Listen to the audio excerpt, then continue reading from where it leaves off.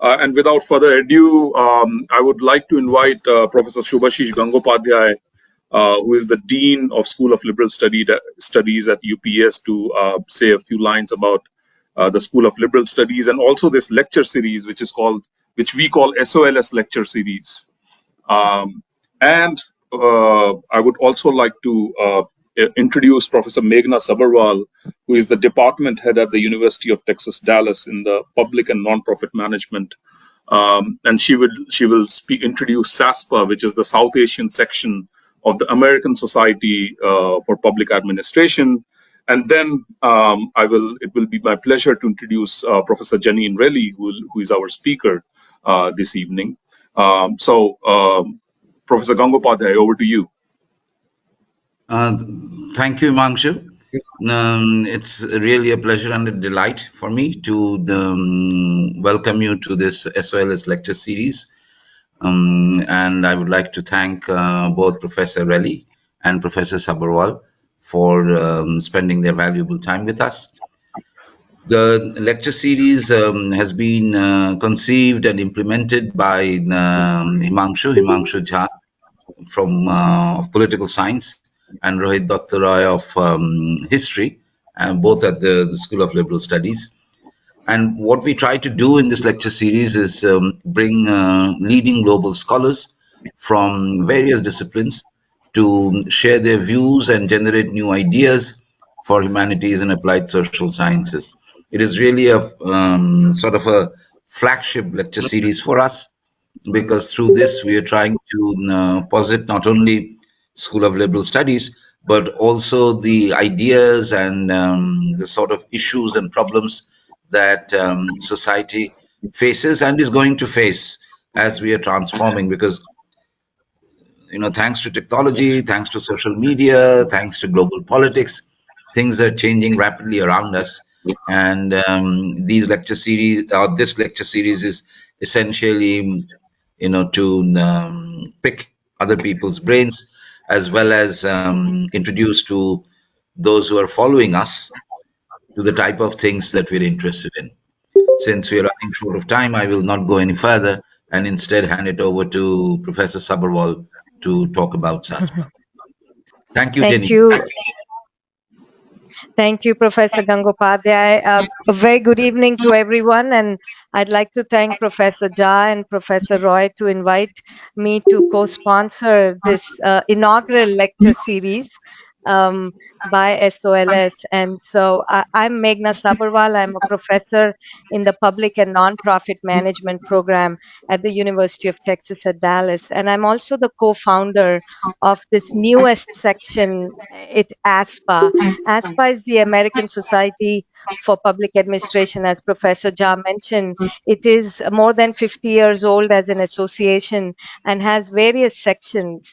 And so the newest section, which we thought was very important, which we didn't have representation, was the South Asian section. So the goal of this section truly is to have a unique overflow of ideas on both sides and exchange of ideas, just like we are doing today, both from the global South, South Asia, and from the US and the Western world.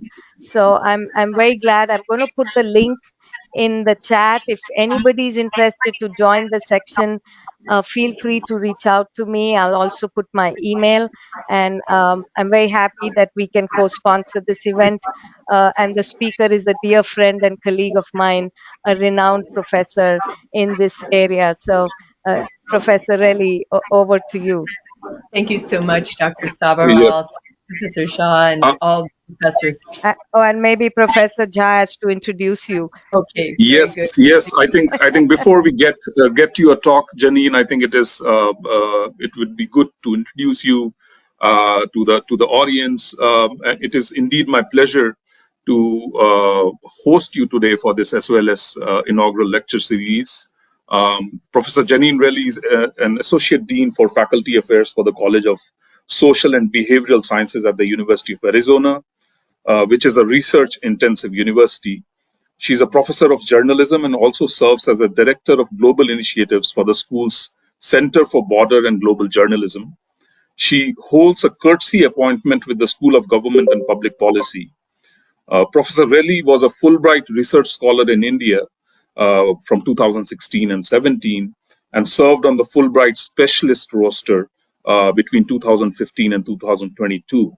Now, Professor Relly's research focuses on global and domestic influences on news media systems, government information policy, press state relations, and democratic institutions, including freedom of expression and access to public information in countries that are often in conflict, post-conflict, or in political or economic transition. And I should, also take this opportunity to mention that Professor Sabharwal, Professor Relly, and myself, and few other colleagues have actually collaborated together on India's Right to Information Act. And indeed, Professor Relly has already published a few path-breaking articles on India's Right to Information Act. So she's very familiar with the Indian terrain. And so it is my absolute pleasure to invite Professor Relly to share her views and her experiences when she was working on this book, Surviving Mexico, which has, by the way, won three important awards. Professor Relly, over to you. Thank you, Professor Shah, and all UPES and Professor Sabharwal and all of the professors at the university there in India. It's my pleasure to be able to speak with you today. And doing this talk has really helped me think of what we've done in a bit of a different way. The book is titled Surviving Mexico. It looks at the phenomena of resilience among journalists specifically, but the society in Mexico during a very, very difficult time in the country. And so I will say that my colleague is a historian. Celeste Gonzalez de Bustamante is the first author on this book.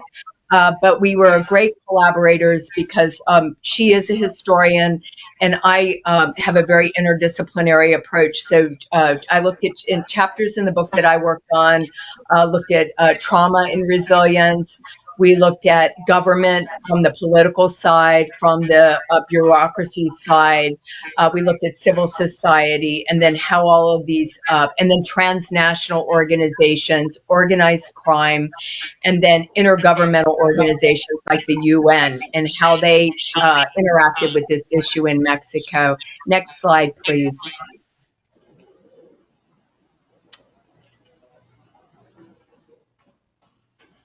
Can you advance the next slide, please? There we go. We'd like to dedicate this presentation to the more than 150 journalists who have been killed in Mexico in the last 20 years. Next slide, please. And so just a little background in context. And we're going to be looking at the context of danger which exists in countries around the world. Violence, political violence, and organized crime violence, and then the influences of those on democratic institutions in Mexico specifically. But we can all take the lessons learned from this in all of our countries, I think. And then finally, I think the slide is the PowerPoint disappeared. If we can bring it back up, it would be great. There we go. And then finally, resilience. This is how individuals and collective groups adapt to the new environment after a very large amount of violence occurs. Just a little context on this study. We were basically, my colleague and I we're 1 hour from Mexico on the Mexico-U.S. border. That border, you can go to the next slide. Yeah. That border is, yeah, you can go to the map. That border is of the same, it's approximately 34 kilometers, almost the same length of the Pakistan-India border. That is where a lot of the violence broke out when the president at that time, 2006, announced what he called a war on organized crime. And so with that, the period that we looked at began in the year 2000 and ended in 2020, 21, 22. At that period was there was a landmark event in 2020, and that was when the president, Mexico went from one-party rule for 70 years to multi-party rule. So we looked at the period when it was in, in what is known as, leadership that was in a democracy, and they had many elections thereafter that were different parties leading. So a lot of the violence broke out along the border. You see the state Chihuahua here. It was a city that had 3,000 deaths in 1 year, which is a lot of deaths to have in a city, killings, right? So it was a very bloody time. Next slide, please.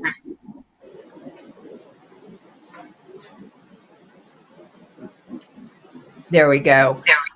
So what we're looking at are transnational organized crime networks and their relationships with politicians, with bureaucracies, with individuals, with taking advantage of economic dilemmas in society, right? And also their interaction with civil society.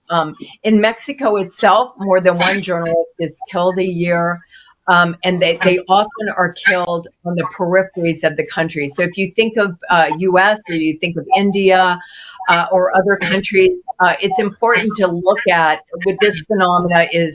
The reason we're looking at this phenomena is, in democracies like India and the U.S. and Mexico, journalism is like an accountability institution, right? It's like the judiciary, it's like the presidency, it's like the legislature. They all have checks on one another in democratic societies, technically, right? So when you are, there was actually a paper done in a very well-known journal calling phenomena of killing journalists as canary in the coal mine, right? So this is maybe the beginning of other types of political violence happening in a country. We also know that it's, as Professor Jha would know, it's also important to recognize that history plays a role in everything. And so the country has had violence and it against journalists, and it also has a history of like 98% impunity. So out of 100, out of all the cases that have have been investigated for killing of journalists, only 98% are go forward and prosecuted. Accountability institutions take place thereafter. So it's very low accountability. Next slide, please. Next slide. Yeah. So just to give you an idea, I actually before today a quick look at some relationship of these transnational organized crime groups around the world, and you see India. You see the U.S. is a very big for exceptional drugs, and it's known for there's a lot of human trafficking. There are a lot of illicit activities going from Mexico to the U.S. and there's a lot of weapons transported which are illegal to be sent to Mexico. So you have this going on, and then you also have this same organized crime group are they're acting out internationally, and India's an actor in some of this. Next slide.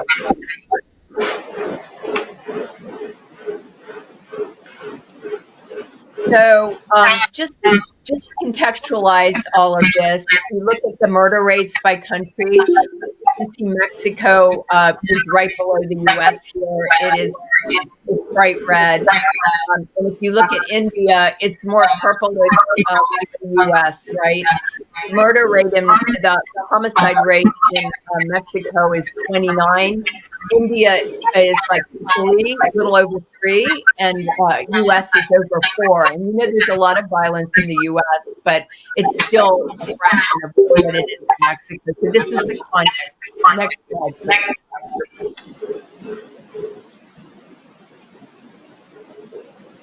So just to see the same map, but we're now looking at the killing of journalists and how the context for the democratic institution of news media in these different countries around the world. Red is not a good sign, and you see Mexico is red, you see India is red.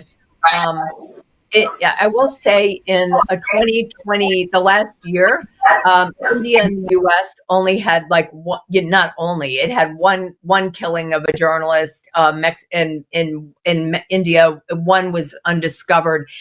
Where in Mexico, there have been 16 journalists killed this year. Next slide, please.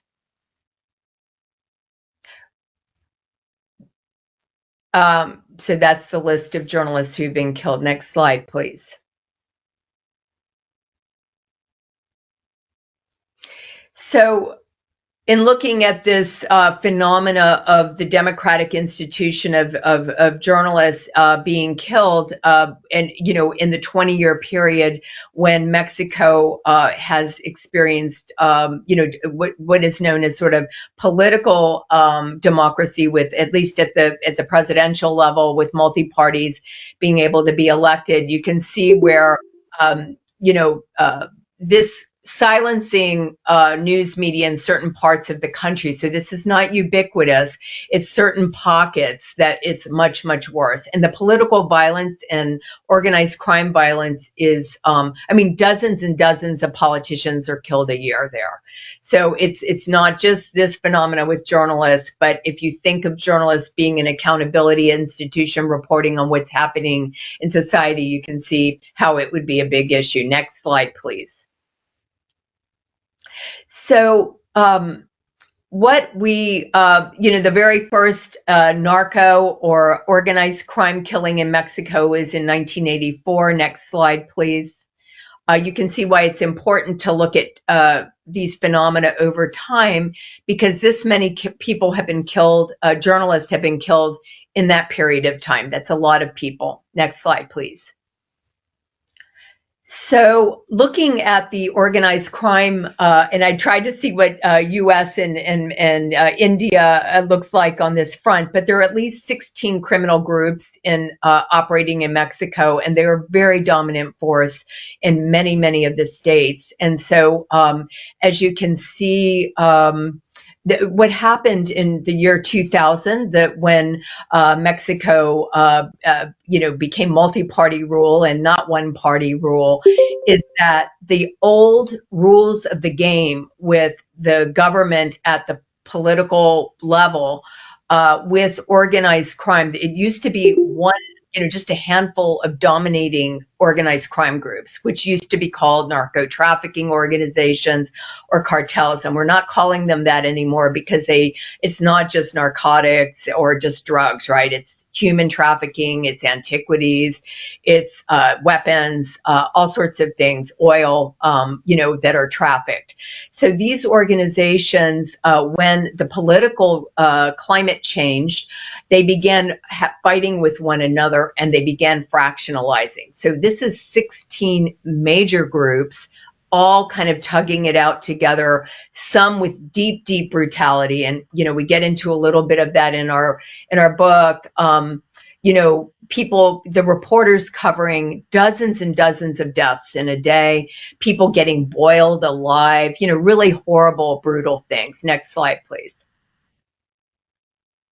So, this phenomena is, this is a map looking at the deaths of journalists. So these are patterns that researchers can look at. The last slide was organized crime, and you can look at some of the darker parts of the legend there. The darker states are where most of the killings have occurred. And you can see what we found was that, so we're looking at core and periphery, the periphery being the outer sides. And notice those are the borders. They're the sea borders where a lot of trafficking happens, and they're the land borders where a lot of trafficking happens. And also what happens on those peripheries is that, they're away from the power centers. So away from Delhi, away from Washington, away from Mexico City, where all of the intergovernmental organizations are, like the UN type organizations, away from where all the transnational civil society organizations are. That's where the eyes are, away from where all the major political institutions are.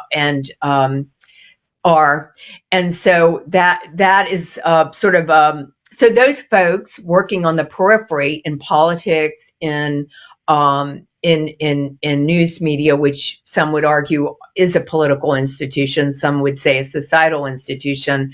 In any case, that's kind of where a lot of the violence is occurring in this case. In some countries, it occurs in the capitals, but a lot of places it's on the periphery. On the periphery, things happen like there's less money sometimes, but sometimes there's centers of a lot of resources.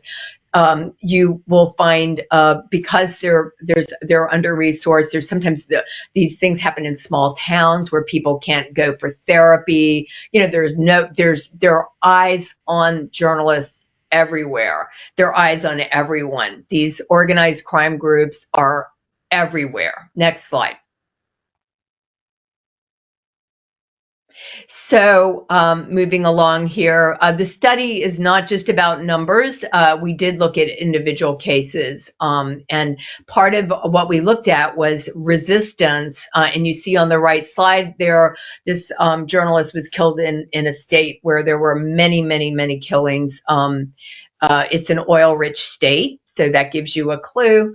But journalists have gone out and protested. One phenomena that you find in Mexico, which I'm guessing you don't find in India, is that civil society, like the citizens, don't seem to coalesce around political. And they don't coalesce around journalists and what they do.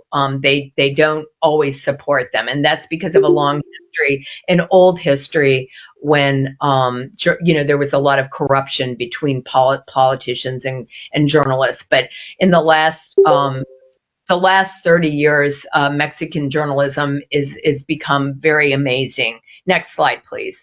And so it's, generally speaking, there are many that are not corrupt. This is just the periphery that I talked about, and this is part of our conceptual framework. So, it's away from, as I said, political and economic distance from the capital. Next slide, please, or power centers of the country. So the next thing we'll look at is there are also peripheral areas that are even doubly as risky. Next slide, please. We probably won't go into that detail here, but that is the type of area that is important to look at as well.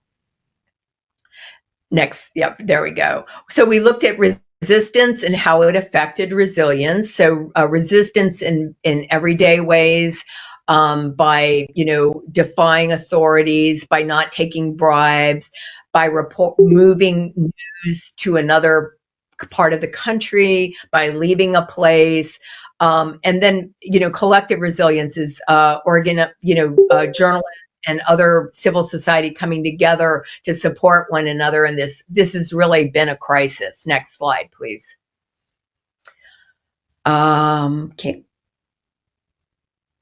Okay, so the types of research we did, some historical research, we did oral histories, we looked at text. We also did over 150 interviews. Next slide, please. We did network studies. And so just we identified the different types of networks that supported resilience, and we looked at the relationship between resistance and resilience. Next slide, please.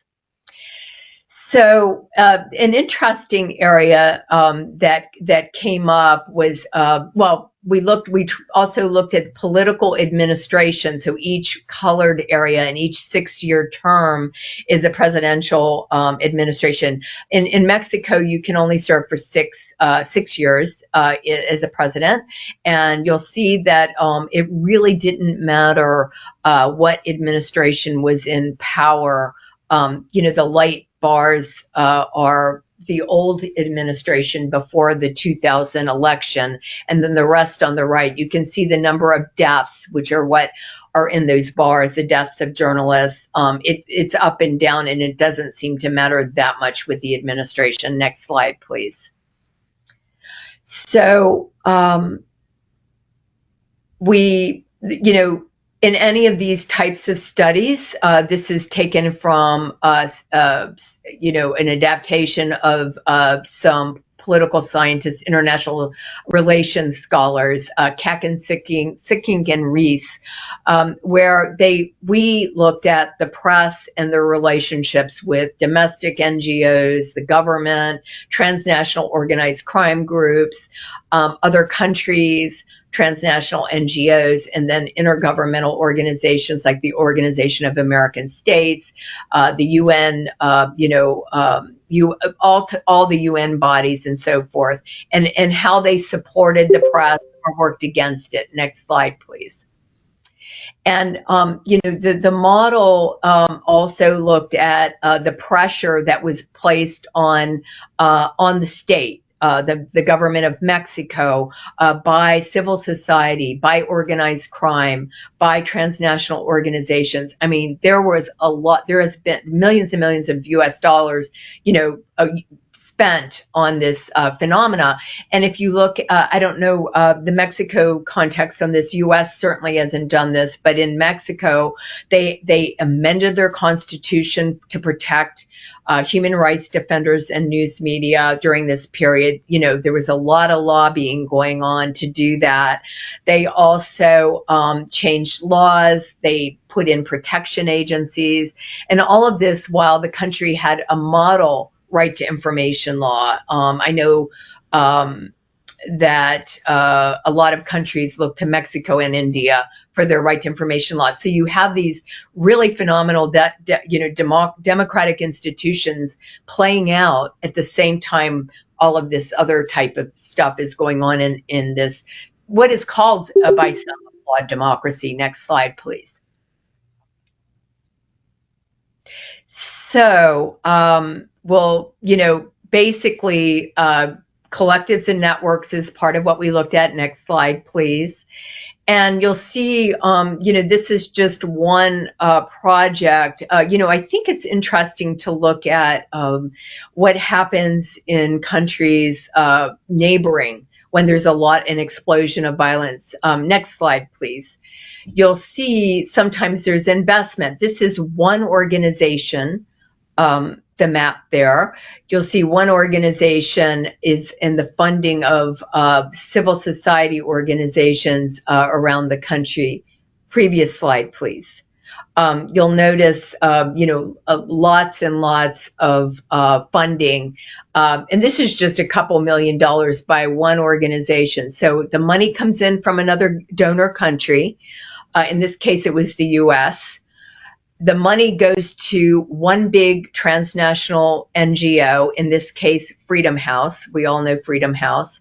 Next step, all of these civil society, grassroots, and maybe larger organizations in the country receive funding. And then they start doing work to try to resist, basically, and protect individuals from the violence. And you could look at this from many dimensions, like, why is this happening? What are the interests involved? We looked at a lot of government documents for this. Next slide.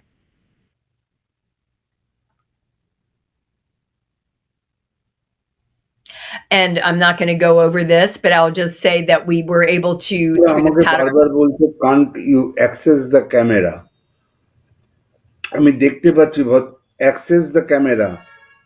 আমি দেখতে পাচ্ছি Jenny রেলিকে আর Himanshu. Manush, please mute yourself. Yeah. এই দুজন Please mute yourself. Manasta, please mute yourself. Yeah.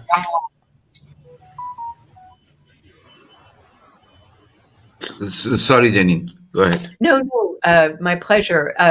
So I just wanted to say one part of the study looked at patterns of resistance. So I won't go into depth on this, but I'll just say, it would be, you could do this in any looking at any type of institution. We were looking at the press, right, or the news media. So we looked at professional resistance. We looked at personal resistance. People had to, they had to hide, they had to check their cars to make sure that, there were no bombs in them, so that they wouldn't, be exploded when they took their children to school. They had to do all sorts of things on the personal level, on the routines level, on the organizational level, on the way they interacted with organizations and people outside of their occupation or their organization, and how they interacted with the international community. Next slide, please. So we looked at everyday and extraordinary forms of resistance. We can keep going. Yeah. And then in addition to that, we looked at, how that impacted, levels of survival, right? And survival could be not being killed, or survival could be, being a very robust, institution, in this case, institution of the media. Next slide, please.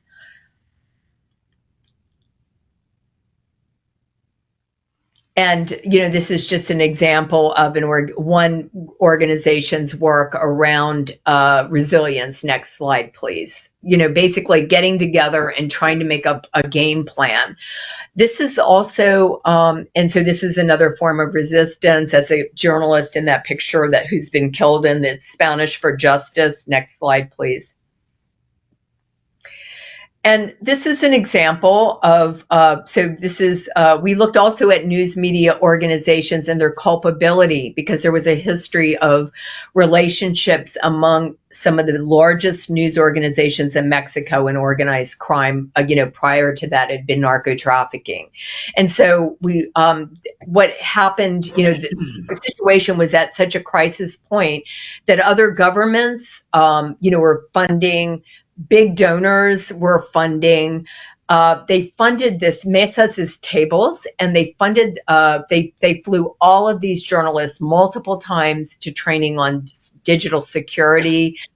This was 7 plans on what they would do to collectively be able to not be stifled, basically. And this went on over the years. Some of it was public facing, but some of it wasn't. There were shaming campaigns that happened as well. Next slide, please. Which is not uncommon in the human rights community, as you all probably, I'm sure you know. So this is more of the sort of outward facing resistance. Next slide, please.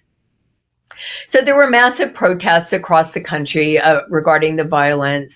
And then collectives got together. This is that one is an example of one in a border city, which is one of the largest cities in northern Mexico. Next slide, please. And there were small and large, attempts. Next slide, please.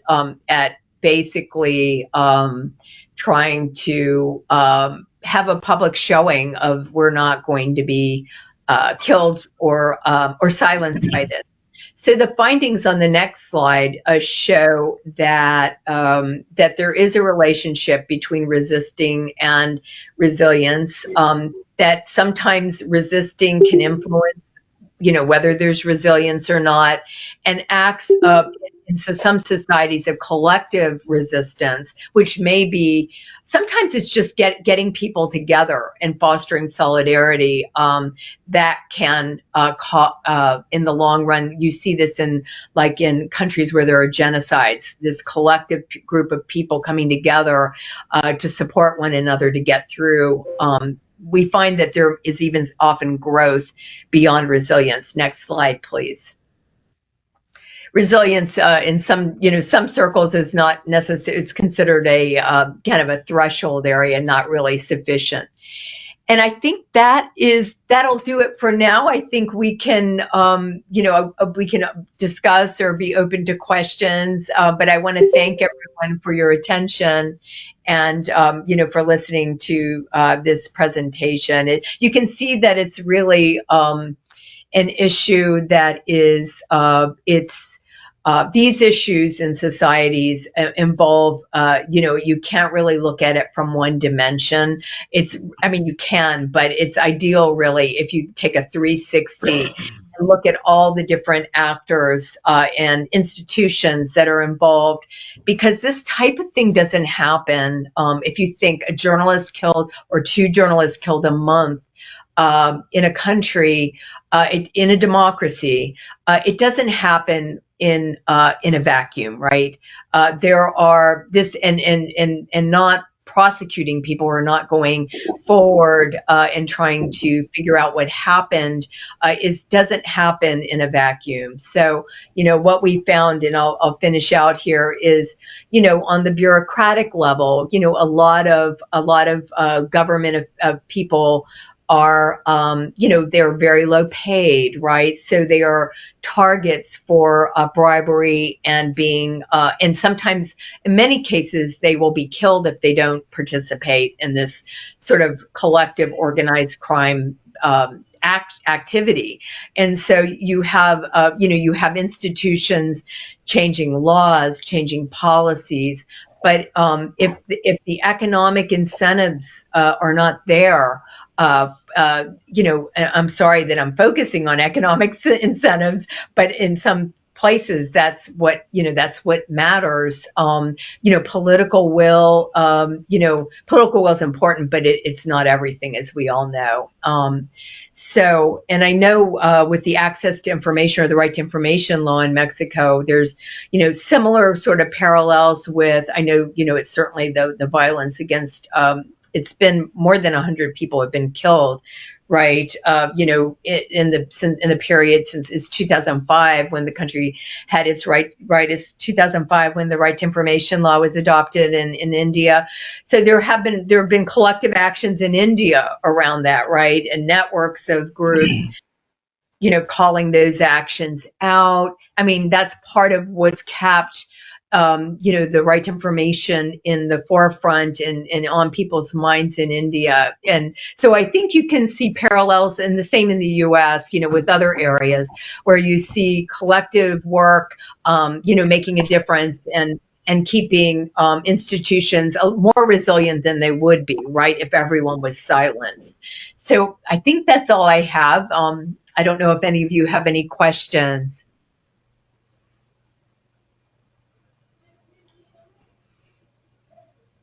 Thank you, Jeannine, for this fascinating talk. And sorry apologies to the audience for not muting my mic for some time, because I was so engrossed in changing the slides that I forgot to mute my own mic. So sorry about that. Now we open up for questions. We could hear your breathing. I didn't hear that. Because I heard so much about killings, I had trouble breathing. So that's why I was breathing so hard. Anyway. Sorry. Yes. This is how we're going to work the question and answer session, is that, people who want to ask the question can write their names in the chat box, and we will take the questions in that order. And I request, people asking questions to actually on their cameras so that we can actually see, and please introduce yourselves. So we open up for questions now.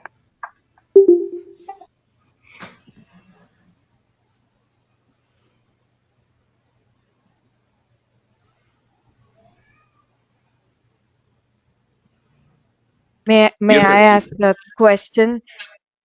Okay, Meghna, please go ahead. And then I will. This was fascinating research, Jeannine, Celeste, you have done. I'm wondering, in terms of data collection, interviewing, access, these are very tough. It's a tough topic. It's a tough population to get to. How did you get access, was my question. First of all, this is such a great question, and it gets to the lessons learned, right? So the access question, and some you could, okay. So and we actually did a methods paper recently, kind of reflecting upon that. So one issue in these conflicts or terror terror organization ridden zones is that we originally talked about random sampling but you can't really do that, right? There are many reasons for it, but one is safety and security of the individuals in these communities, and also that's big, but also there are many safety issues, and also organized crime groups own some of these outlets. So, and we were in one or two of them that seemed maybe they might have been that, right? So we then, for the interviews, we did look at all the organizations that were available. We tried to talk to the major news media organizations, but also a lot of smaller ones. We did it through contacts. We had networks. We started our study all along the Mexico-U.S. border because that's where all the violence was in the beginning. And I'll get to your question because it's a really good one. And then we spread out and went to the capital, and we went to hot spots in the country where most of the violence was occurring. So we started with, we did sort of snowballing. Once we interviewed, individuals, they would tell us about individuals. So there's some literature that considers that potential introduction of bias because, and I will say our population was older being, not in their 20s, right? And not in their not a majority, not in their early 30s. A lot of them were veterans. So, and then from there we went for the bigger intergovernmental organizations. We talked to UN drugs and crime. We talked to government officials in the Capitol. We talked to transnational civil society organizations are pretty easy to access. We also talked to some domestic grassroots organizations that were advocates of human rights defenders and press freedom. So from all of those, we were able to, kind of triangulate, and then with documents from the UN, because you all know that every couple of years the UN does its periodic review, and in there you have the text of all sorts of organizations looking at, rights-based issues. So we were able to use text from government reports and NGO activity. But starting out, the first place we went, we were very, very nervous, and we went to interview a journalist in Mexico near the borders, like about 8 hours from where we live. We drove there. We arrive in the place that we're meeting this person, and it's filled with federal agents, and of course we're not going to interview the person there, right? We interviewed people came across the border to talk to us. We interviewed one place we went in one city. We walked into the door and it looked like a warehouse. We walked through a door and it was like it was an entirely different place. It had a front, that was one thing, and inside it was completely different. It was a news outlet, right? So people were, we didn't, and you're bringing up another good research point, which is wherever we went, we wanted to protect everybody, and our own security risks were really minimal because we get to always leave the country, right? But the folks who are interviewing will always be there, and that's always something to keep in mind. And so we did not want to disclose who we were talking to. And in a lot of these cities, when you cross the border or enter, and we would sometimes go with people who had very rundown cars on purpose, right? So we would blend in as much as possible. But in some places, there were, in a lot of places, they have what are called, the organized crime group lookers. So people are, standing there. Basically, their jobs are tracking who's coming by, right? And so so you have that going on. And so people we interviewed would say things like, hey, did you talk to so-and-so, or did you talk to so-and-so? And we absolutely could not say, right? We never would say. But your phone becomes a Rolodex for if they confiscate your phone and you have contacts on your phone, you should strip everything off your phone in those environments, or not take your device if it's it's a way to track people down, or your laptop, right? So those are some we stayed in places that were so dangerous. Apparently there were cameras everywhere, in the hotel, like just everywhere you'd look. We had people crying, and we would have to stop the interview, so you learn a lot about trauma-informed, because, trauma-informed practice and research, because so many people were, their family members had been killed, we went into one newsroom and they had turned someone's desk. This person had been killed in their driveway taking their children to school, gunned down with the 2 children in the back seat. Their desk where we interviewed the news director was a shrine. It had been years since the person had died. They had a big banner on the front of the organization with the person's name. So that's a really good question. Thank you for that. Well, thank you for your courage. I must say it takes a lot to go into those situations. So I appreciate all the research and your courage. Thank you. Thank you, Meghna. Thanks, Jeannine. SG, you have a question.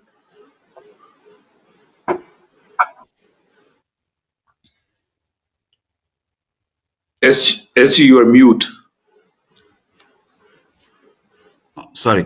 Ever since you talked about your breathing, so I decided to mute myself. I have 3 very quick, small questions, right? One is you talked about resilience and resistance, right? And a strong correlation between the two. The question I have is your understanding of, is it the ability to be resilient which leads to resistance, or is it the fact that you are resisting, makes you resilient? Because for the way it plays out, it's a very important issue, right? That what we should do as a society to ensure protest against such activities. Yes. Yeah, This is question 1. Should I ask you all together or one by one? I'll answer that one quickly and then maybe next. Yeah. So that one is, you're absolutely right, Professor. There's so much endogeneity between those 2 variables, and they're kind of inseparable, because they really should be analyzed at the individual level, because resilience, some people, there's some research that shows that some people are just more resilient, or they come with a different level of motivation, maybe. Like, for example, we're looking at the institution of the press, but you could look at political institutions and other types of institutions. But folks who tend to, research has shown, and this isn't, every country in the world, but in the countries that they've studied it, journalists tend to be highly motivated to do the work and rewarded by the activity of kind of contributing to society, right? So this public interest kind of inward motivation, which you could say, that's related to their resistance, and it's also related to their resilience. So, we looked at this in a qualitative way. Your question is a very good one. I think we should keep looking at, which direction is the arrow. And I would argue that it's a circular arrow. It might be one way in some cases. It might be the other way in other cases. So, that's a great rhetorical and, empirical question. We should keep looking at that, I think. So given the answer you gave, I have my second question. Is actually related to this. You made a point about the journalists or the police or what have you being corruptible simply because of the salaries they get.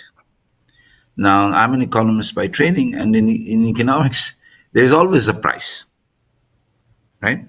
So if the price is high, the salaries are high, it just increases the cost of corruption, not the corruptibility itself. That's a good point. Mm-hmm. So your question is whether. So what did you feel about it? Did you really think that many of the journalists are those who would squeal on the fact that there are other journalists who are trying to do this, and therefore, and act as informants. Sorry. So, is it really because of the salaries they get? I think you've got a great point there, and the economic tie is also related to education, as it is everywhere, right? So they're highly correlated, and so I guess it's also social capital, right? When you feel by yourself, that's right. right? And you're That's only interested, therefore, in making the money. You don't care about the values, what you're trying to do, how it will come back to bite you, right? Because if you right. develop a corrupt society, you yourself would be a victim of that sooner or That's later. right. Yeah, that's exactly right. And I think we're looking at, in this particular case of news media itself, at the micro, in the smaller, like the very poor people who are doing the work, like have, news on Facebook pages and so forth, because that's what they can afford. Those folks might be working 3 or 4 jobs. And so their subsistence, their subsistence is they're working at a subsistence level. So they're already at risk for a lot of things, including corruption, right? And it's not even, you could argue, and it's argued in many countries around the world, as you know, that, you could argue why someone would take money, for certain things if they cannot pay a bill or they cannot survive, right? And then the other end of it are the folks, which you see in so many countries, are the political elites in the news, those in the news media who just congregate with politicians, or who have had long-term relationships and organizations that have gotten benefits.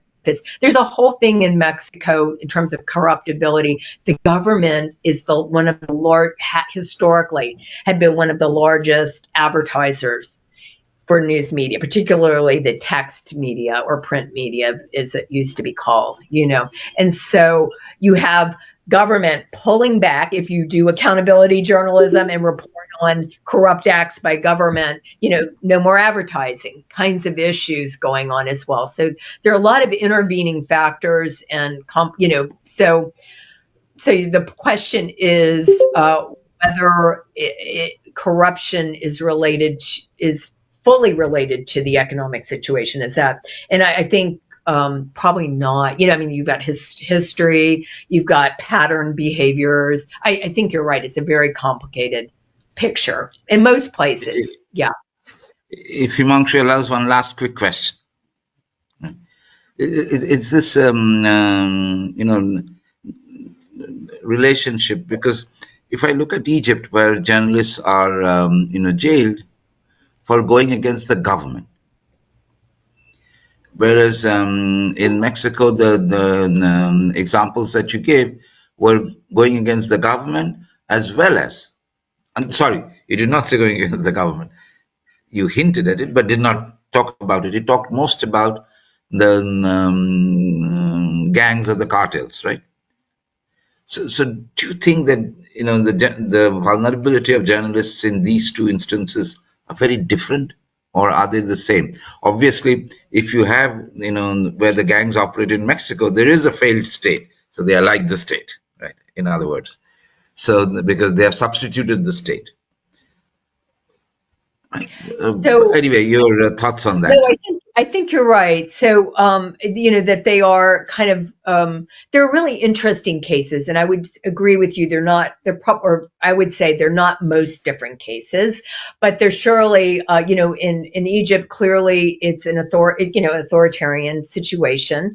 Where in Mexico, you have, a lot of the, what are the words? You have the at least, you can freely do a lot of things there, including protest on the streets and not get thrown in jail, prison. I mean, one of the resistance acts was going to a government office, wrapping it with, in the federal district, wrapping it with toilet paper, banners on the front, really out there stuff. You couldn't do that in Egypt, right? But back to your question about government, and it wasn't really a question. It was a subtext of what you were saying. There is the relationship between politics, the bureaucracy, and organized crime in Mexico is very intertwined. Where I think we would argue in Egypt, the power structure of the political machine, if you will, is the dominant force there. Where in Mexico, it's more shared, if you will, and in many ways, yeah. And in Very many nice ways, presentation, by the way. Remarkable that you went through this harrowing experience, really. oh, well, thank you. And it was 10 years of work. So, we looked at it. That's how we had the opportunity and really honor, to look at it from so many different dimensions. And I'm really glad, not glad, but feel more satisfied that we were able to look at it from as many dimensions as possible. And the real heroes are the people living it, and clearly you see what privilege you're operating from as a researcher in these kinds of environments. So thank you. Thank you. Professor Manas Ray has a question. Manashta, if you can just put on your camera and the mic. Yeah, can you hear me? Yes, Yes. I can hear you. And not talking Yeah, Bengali, but please. my camera is showing a lot of resilience to Okay. show me, and because it's a talk on resilience, I will adore what the camera sort of judges, and Right. it's no like loss in not being seen, as far as I'm concerned. But Jenny, I Please must go ahead. first of all say that I don't know whether I have the ethical right to ask you a question because I confused the timing and I thought it's from 7:30, so I entered around 7:25. So I've heard the last 10, 12 minutes, but I'm hearing the questions, and I simply adore the courage that you have shown, in going into all those terrains. Now, you are talking of Mexico and of India. But throughout, the little bit I heard reminds me of Membes, Achille Membe of the African political philosophers, article on necropolitics, if you remember, where he is talking on of peripheral African states, where death is the language of politics, killing is the language of politics, controlled by, like as you said, different international extractive capitalist cartels. Okay, and he was trying to point out why Foucault doesn't work out there. Foucault's whole understanding of liberal state, his critique of liberal state of biopolitics, and he was borrowing from Giorgio Agamben, his whole understanding of state of exception. But I think one point where he sort of misread Agamben is talking of states which have a proper constitution in place, which is not true of the African peripheral states, but which is true of your two primary kind of examples, that is Mexico and India. Now, this leads me to question, the very, philosophical tools with which we understand violence and resistance. The whole understanding of liberal state as a repository of personal violence, monopoly of violence, which will look after, our well-being. And for that, for the state not to become a real terror, liberalism has always sort of appealed to deliberation, isn't it? Liberal deliberative state. But the whole history of imperialism and what is going on, after this after American supremacy shows that there is no deliberation. That deliberation is a facade for a minority rule in the name of democracy. The second big, philosophical toolkit that we use, and that you also used and I would have used in your position, is the whole question of rights. Get my point? The whole understanding that Right. that Oh, sure. Oh, sure. Yeah. sure, like right to information, right to this, right to that. But what is the genealogy of rights, if we may ask? If you have read primitive accumulation, you'd know, and I'm sure you'd know better than me, that the whole question of rights came only after people were dispossessed, robbed of their entire sources of being, and then garbed with certain liberal accepted rights. So even, I'm not denying the ontological power of rights, because there have been many movements right from 19th century centering on rights, like the right to have a limited work hour, initially 10, then 8, and so on. But these rights were liberally sanctioned, to match the fluidity of capitalism. Okay. And third is, your appeal was ultimately, and that would have been my appeal too, of a more resilient civil society. Okay. Now, if you see, and I'm a Foucauldian, so I believe in that the civil society is not as something which is, uh, uh, which is sort of against, contra the state. The Manasta, if you modern, can be little brief, can I yeah, request you to yeah, be little the brief, modern please? Thank state you. works through civil society. So how much of faith can we have in civil society? Sorry, I took a long time. I love those just eloquent and deep points, and I think we would totally agree on all of them. What are rights? Who brought forward the rights? A lot of folks have looked at that from a colonial perspective, right? In different contexts. I've even seen arguments by anthropologists in India about the right to information, project, if you will, in very, very, very low income communities. Like, how dare you disenfranchise people from their connections to do this right to information thing? So, I think, and your point about, your latter point about, so you were talking about rights, and then the last item, looking at, the sort of the supremacy of any of these institutions, and not considering the dark sides, or the, as you were saying, how they may be sort of the capitalist projects, is definitely important consideration. Absolutely. Yeah.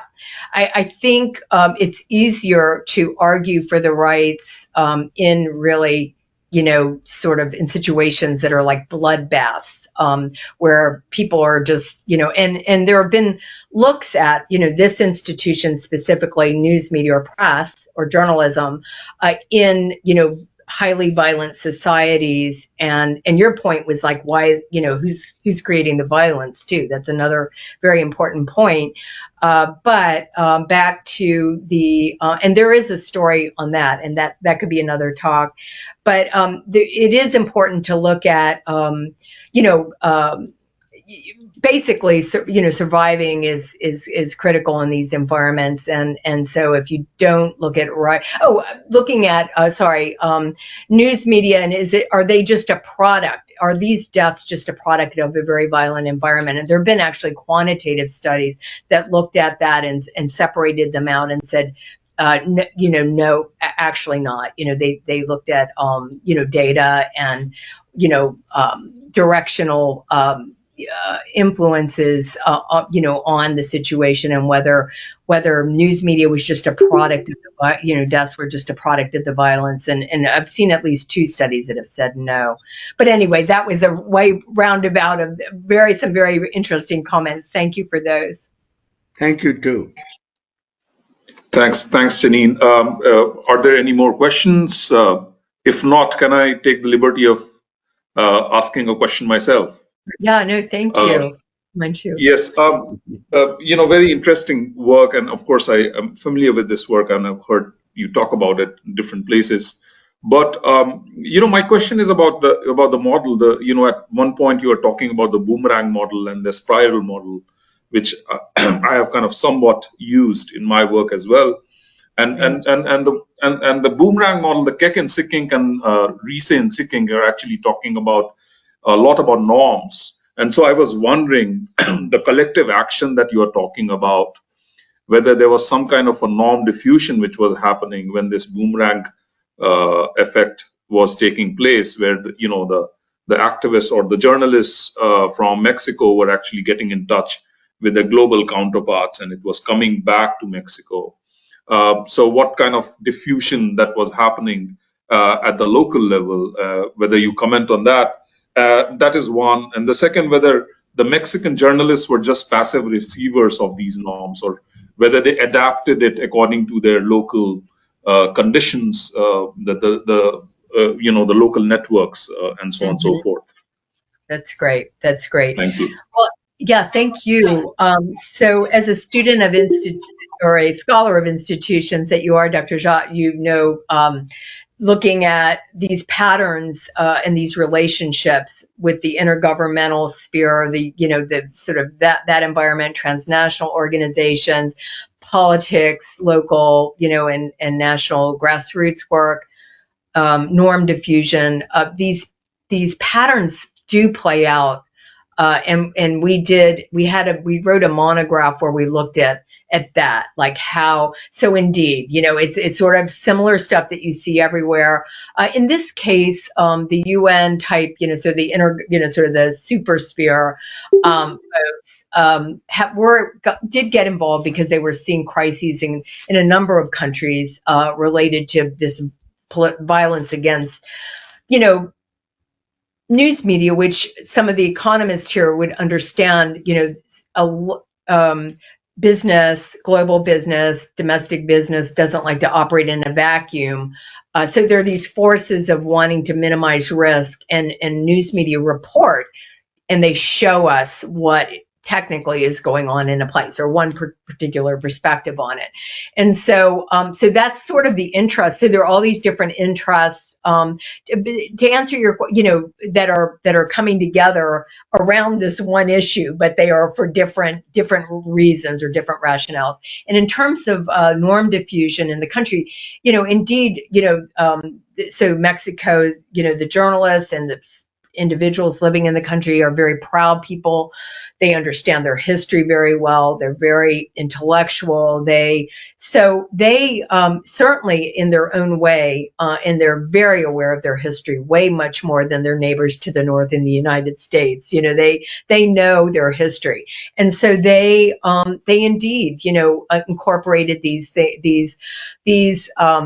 they weren't really norms. They were more, in this case, they were ways of surviving, basically. So I would say, but in terms of some of the institutionalization of like protection in the Constitution of news, the press and human rights defenders laws protecting and so forth, those are global norms and local norms.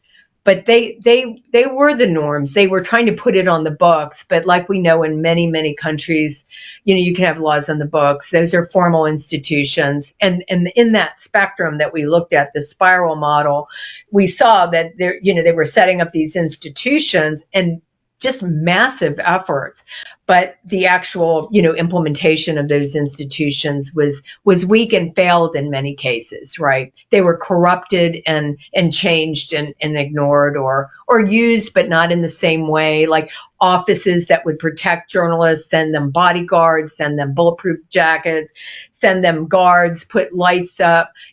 Those same people who had panic buttons were killed. Like, how does that happen, right? Yeah.